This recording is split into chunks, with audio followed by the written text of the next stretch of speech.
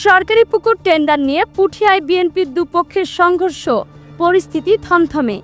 বিস্তারিত দেখুন রাজশাহী থেকে শাহাদাত হোসেনের প্রতিবেদনে। আধিপত্য বিস্তারকে কেন্দ্র করে রাজশাহীর পুঠিয়ায় বিএনপির দুই গ্রুপের সংঘর্ষ হয়েছে।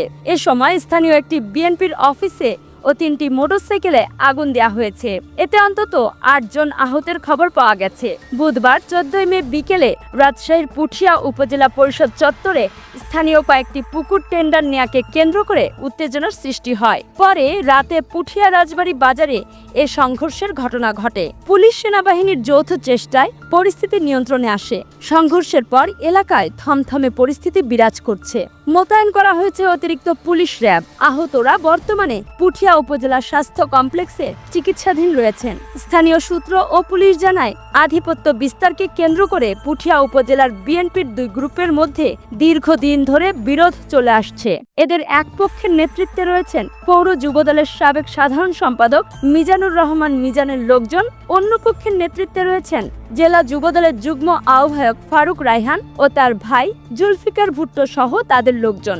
দুই পক্ষের লোকজন Puthia model school and college সংলগ্ন 7টি পুকুর টেন্ডারে অংশ নেন। টেন্ডারকে কেন্দ্র করে দুপুর 2টার পর থেকে উপজেলা পরিষদ চত্বরে উত্তেজনার সৃষ্টি হলে থানা, পুলিশ ও সেনাবাহিনীর পরিস্থিতি নিয়ন্ত্রণে আনে। এই বিষয়টিকে কেন্দ্র করে উপজেলার চারানি বাজারে রাতে আবারও দুপক্ষই সংঘর্ষে জড়িয়ে পড়লে পরিস্থিতি ভয়ানক হয়ে ওঠে। ধাওয়া, পাল্টা ধাওয়া, ভাঙচুর, এমনকি অগ্নিসংযোগের মতো ঘটনা ঘটে। দ্রুত পরিস্থিতি নিয়ন্ত্রণে নিতে পুলিশ ও সেনাবাহিনী মাঠে নামে। ফায়ার সার্ভিস এসে আগুন নিয়ন্ত্রণে আনে। পুঠিয়া থানার ভারপ্রাপ্ত কর্মকর্তা কবির হোসেন বলেন, এ বিষয়ে কাউকে আটক করা হয়নি।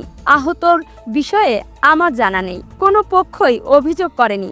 বর্তমান পরিস্থিতি স্বাভাবিক রয়েছে। অভিযোগ পেলে আইনগত ব্যবস্থা গ্রহণ করা হবে।